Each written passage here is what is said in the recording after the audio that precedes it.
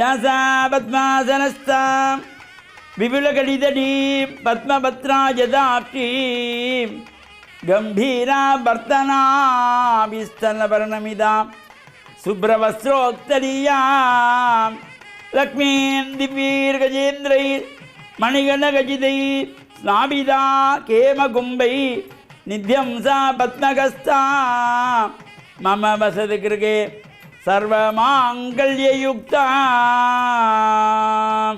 மகாலக்ஷ்மி ச வித்மஹே விஷ்ணுபத்னி ச தீமஹி தன்னோ லக்ஷ்மி பிரச்சோதயாத். தனம் தரும் கல்வி தரும் ஒரு நாளும் தளர்வறியா மனம் தரும் தெய்வ வடிவும் தரும் நெஞ்சில் வஞ்சமில்லா இனம் தரும் நல்லனையெல்லாம் தரும் அன்பர் என்பவர்க்கே கனம் தரும் பூங்குழலாள் அபிராமி கடை கண்களே. ஓம் நமச்சிவாய. மேன்மைகள் சைவ நீதி விளங்குக உலகமெல்லாம். நோயற்ற வாழ்வே குறைவற்ற செல்வம்.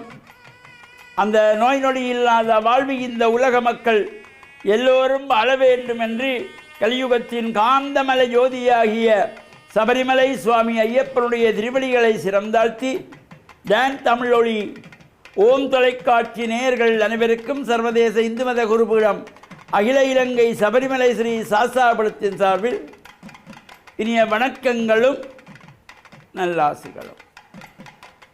என்றும் மங்களகரமான குரோச்சி வருஷம் சித்திரை மாதம் 27ஆம் நாள் 10/5/2024 வெள்ளிக்கிழமை. இன்று மலர்ந்திருக்க இன்றைய பொழுதும் நம் எல்லோருடைய வாழ்விலும் எல்லா விதமான சிறப்புகளும் வெற்றிகளும் கிடைக்க இறையருளும் குருளும் நிறைய வேண்டும் என்று பிரார்த்தித்து இன்று சுக்கிரவாரம் என்கின்ற வெள்ளிக்கிழமை. இன்று அக்ஷய திருதியை நாள். அக்ஷய திருதியை வளர்ப்புரை திருதியை திதி அக்ஷய திருதியை என்று சொல்லப்படுவது. இந்த நாளிலே பல்வேறு சிறப்போடு கூடியதாகிய நிகழ்வுகளெல்லாம் நடைபெற்றது. எல்லா விதமான சிறப்புகளையும் தரவல்லது. அக்ஷயம் என்கின்ற பொழுது குறைவு இல்லாதது, நிறைவானது, தொடர்ந்து வளர்ந்து கொண்டே செல்லக்கூடியது என்று பல்வேறு அர்த்தங்களிலே இந்த அக்ஷய. அவ்வாறு இந்த அக்ஷய திருதிய நாளிலே நாம் ஆசாரசீரராக ஆலயங்களிலே சென்று இஷ்ட தெய்வங்களை, குலதெய்வங்களை, பாரம்பரிய வழிபாட்டக்கூடிய தெய்வங்களை எல்லாம் வழிபாடு செய்த பின்பு மங்களமான பொருள்களை வாங்கி தானம் கொடுக்க வேண்டும். அன்பும் அறனும் உடைத்தாயின் இல்வாழ்க்கை பண்பும் பயனும் அது என்றான் வள்ளுவர். இந்த அன்பு நிறைந்தவர்களாக, பண்பு நிறைந்தவர்களாக நாம் இந்த தான தர்மங்கள் செய்கின்ற பொழுது அதனுடைய முழுவிதமான பலன் நமக்கு கிடைக்கக்கூடிய வகையிலே இந்த அக்ஷய திருதியிலே தானம் கொடுக்க வேண்டும். நாம் நம்மால் முடிந்தவற்றை வாங்கி நமக்கு ஒரு பகுதியை வைத்துக்கொண்டு ஒரு பகுதியை தானம் கொடுக்க வேண்டும். தங்கத்தை வாங்கலாம், வெள்ளியை வாங்கலாம். தானம் கொடுக்க முடிந்தவர்கள் தானத்தை கொடுக்க வேண்டும். இல்லையா நமக்கு பச்சை அரிசியை வாங்கி தானம் கொடுக்கலாம், வெள்ளை உப்பை வாங்கி தானம் கொடுக்கலாம். எது எதையெல்லாம் கொடுக்கின்றோமோ கொடுத்தால்தான் அது நிறைவாக கிடைக்கும். ஆதிசங்கர பகவத் பாதாளுக்கு ஒரு பவதி பிச்சாம் தேகி என்று வந்து கையேந்தி நின்ற பொழுது கொடுப்பதற்கு எதுவுமே இல்லை, தன்னிடத்திலே வேறு எதுவும் இல்லை. தனது பகல் உணவுக்காக ஒரே ஒரு நெல்லிக்கனி மட்டும் இருக்கிறது. இருந்த பொழுதிலும் வீடு தேடி வந்து கையேந்தி நிற்கின்ற அந்த சங்கரரை இல்லை என்று சொல்லி அனுப்பக்கூடாது என்பதற்காக தனக்கென இருந்த அந்த நெல்லிக்கனியை மனசார தானமாக கொடுத்தாள். அவர் அவருடைய நிலைமையை உணர்ந்து கொண்டார். அக்ஷயம் அக்ஷயம் என்று சொல்லி வாயிலே போட்டார். கனகதாரா ஸ்தோத்திரம் பாடினார். தங்க மழை பொழிந்தது. தானம் கொடுத்ததினாலே தான் தங்க மழை பொழிந்து செல்வச் செழிப்புகள் வந்தது. அதேபோல குஷேலன் கண்ணனுக்கு அவலை தானமாக கொடுத்தான். அந்த அவலை எடுத்து அக்ஷயம் அக்ஷயம் என்று வாயிலே போட்டார் கிருஷ்ண பரமாத்மா. இவனுக்கு செல்வங்கள் நிறைந்தது. எனவே தானம் கொடுத்தால்தான் செல்வங்கள் நிறையும்.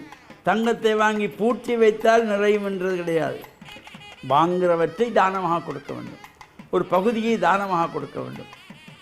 எனவே அந்த நல்ல சிந்தனையோடு நாமும் நம்மால் முடிந்த அரிசி, உப்பு, மல்லிகைப்பூ, தயிர் போன்றவற்றையாவது தானமாக கொடுத்து லக்ஷ்மி கடாட்சம் பெற்று இந்த அக்ஷய திதிய நாளிலே நாமும் இறையர்களோடு மண்ணில் நல்ல வண்ணம் வாழ டான் தமிழொலி ஓம் தொலைக்காட்சி நேயர்கள் அனைவருக்கும் சர்வதேச இந்து மத குருபீடம் அகில இலங்கை சபரிமலை ஸ்ரீ சாஸ்தாபுரத்தின் சார்பில் நல்ல ஆசிகளை கூறிக்கொள்வதில் மனமகிழ்வு கொள்கிறோம். சர்வே ஜனாகாம் சுகினோ பவந்து சமஸ்த சன்மங்களானி சந்து. சுபம்.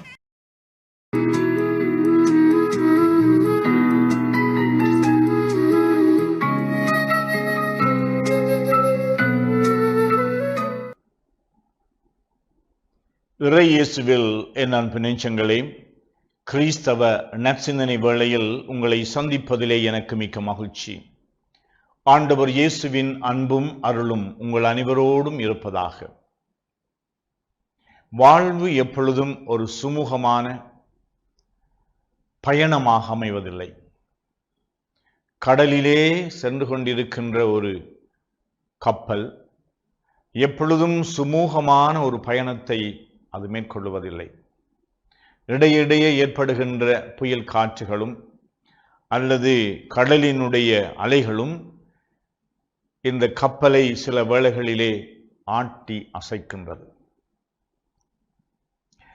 இவ்வாறு மனித வாழ்வில் வலி என்பது, வேதனை என்பது, மனம் கசந்து போவது சாதாரணமாக எமக்கு ஏற்படக்கூடிய ஒரு இயல்பாக நாங்கள் பார்க்கின்றோம்.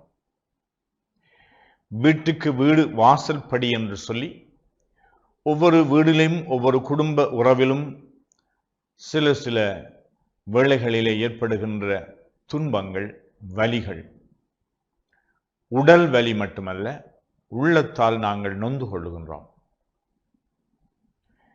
இந்த நோவுகளிலே இருந்து எப்படி நாங்கள் விடுதலை பெறலாம் என்று சிந்திக்கின்ற பொழுது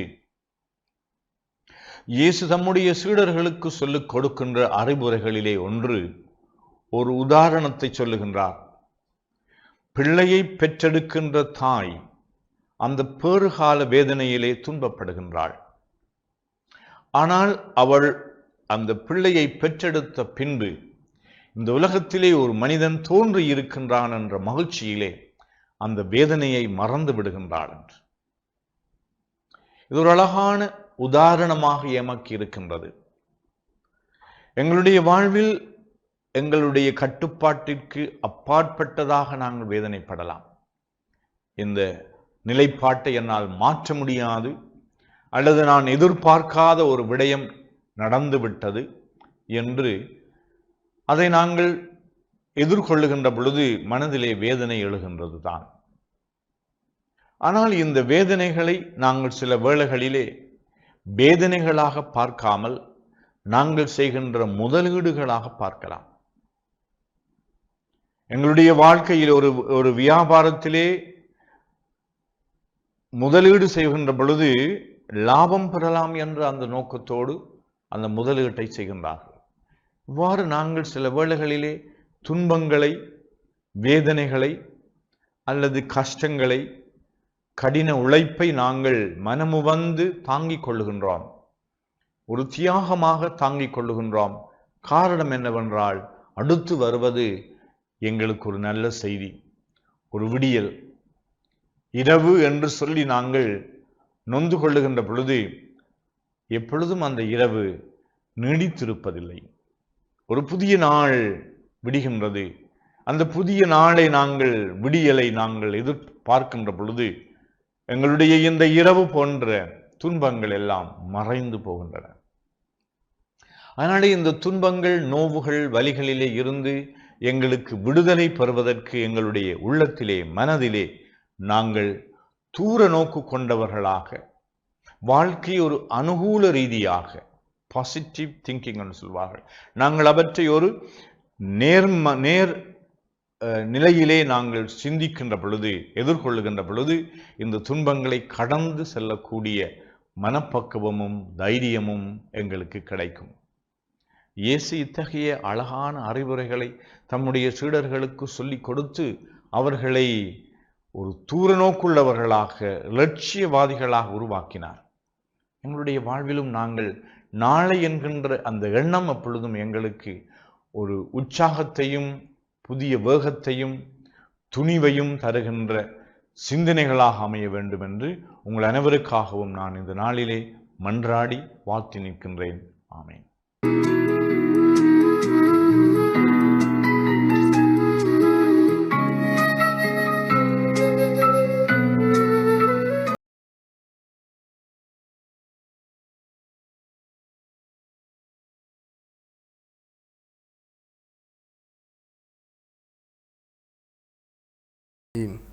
அல்ஹம்துலில்லாஹி வஹ்தா வஸ்ஸலாத்து வஸ்ஸலாமு அலா மன் லா நபிய்ய பஅத அம்மா பஅத். கண்ணியமான அன்பார்ந்த நேயர்களே, இஸ்லாமிய சகோதரர்களே, நல்லுள்ளங்களே,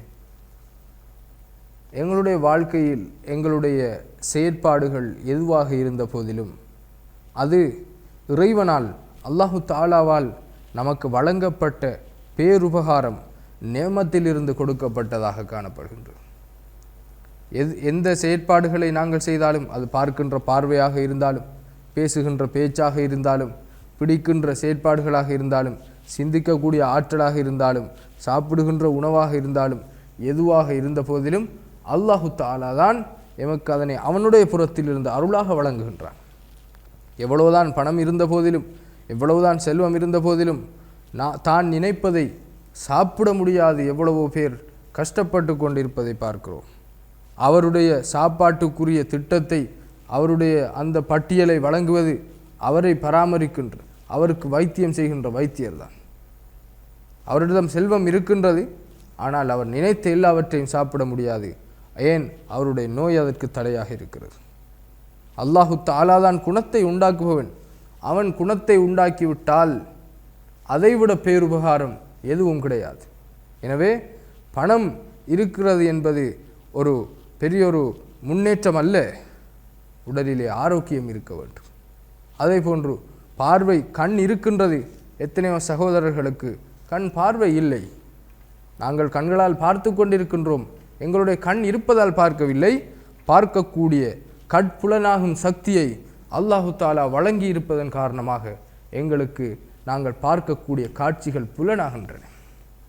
பேசக்கூடிய மொழி, கேட்கக்கூடிய ஆற்றல், இவை எல்லாம் அல்லாஹ்வின் புறத்தில் இருந்து வழங்கப்பட்டு, முக்கியமாக இங்கு நான் பேச எடுத்துக்கொண்ட விடயம் என்னவென்று சொன்னால், ஒருவனுடைய உடல் ஆரோக்கியத்திற்கு அடிப்படையானது அவனுடைய உறக்கம், தூக்கம் ஒரு முக்கியமான ஒரு அருளாக இருக்கின்றது. அல்லாஹு தஆலா அதனை அவனுடைய புறத்தில் இருந்து வழங்குகின்றான். தூக்கம் என்பது ஒரு மெஷினிலே அல்லது ஒரு கணனியிலே திட்டமிடப்பட்ட சாஃப்ட்வேர் இன்ஸ்டால் பண்ணி பதிவிறக்கம் செய்யப்பட்ட ஒரு சாஃப்ட்வேராக எந்த உடம்பிலும் இல்லை. உடல் அசதியாகும் போது, உடல் டயர்டாகும்போது தானாக உருவாகின்றது தூக்கம். ஏன் இந்த தூக்கம் உருவாகின்றது? உடலுக்கு ஆரோக்கியத்தை கொடுப்பதற்காக. இந்த தூக்கம் இல்லாது போனால், தூக்கம் தொலைந்து போனால், பல நாட்களாக தூக்கம் ஒரு மனிதனுக்கு கிடைக்காவிட்டால் அவனுடைய செயற்பாடுகள் எல்லாம் ஸ்தம்பிதம் அடைந்து விடக்கூடிய சூழ்நிலையை நாம் பார்க்கின்றோம். உடல் சரியாக இயங்காது, சிந்தனை சரியாக வேலை செய்யாது, வேலைகள் திட்டமாக நடக்காது. ஏன்? சாதாரணமாக கருதக்கூடிய உறக்கம் இவனுக்கு கை கொடுக்கவில்லை. இது யாருடைய புறத்தில் இருந்து வந்தது? இது படைத்த இறைவன், ஆட்சி செய்யக்கூடிய இறைவன், எல்லா செல்வங்களையும் வழங்கக்கூடிய ரப்பாக இருக்கக்கூடிய அல்லாஹு தஆலாவின் புறத்தில் இருந்து வந்தது. எனவேதான் தூக்கம் உடலுக்கு ஆரோக்கியம். அதனை தான் ரசூல் ஸல்லல்லாஹு அலைஹி வஸல்லம் அவர்கள் துஆவிலே எங்களுக்கு படித்து தந்தார்கள். என்ன? தூங்கி எழுந்தவுடன் நன்றி செலுத்தினார்கள். நாங்கள் இன்று எத்தனை பேர் அதற்கு முக்கியத்துவம் கொடுக்கின்றோம்? என்ன நன்றி செலுத்தினார்கள்? அல்ஹம்துலில்லாஹில்லதி அஹ்யானா பஅதமா அமாதனா வ இலைஹின் நுஷூர்.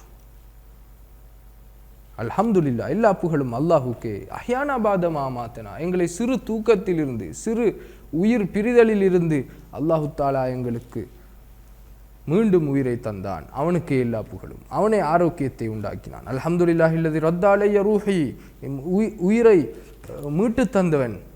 வஆஃபனி ஃபி ஜஸதி வாதினலி பிதிக்ரிஹி, எங்களுடைய உடலுக்கு ஆரோக்கியத்தை தந்தவன், வாதினலி பிதிக்ரி, அவனை நினைத்து நன்றி செலுத்துவதற்கு கூட அருள் புரிந்தவன், அவனுக்கு எல்லா புகழும் என்ற துவாவை கற்றுத்தந்தார். எனவே இந்த விடயங்களை வாழ்வில் நாங்கள் கொண்டு வந்து செயற்படுத்தி அல்லாஹ்வின் திருப்பொருத்தத்தை பெற்ற நல்லடியார்களாக அல்லாஹ் நாம் அனைவரையும் ஆக்க அருள் புரிவானாக.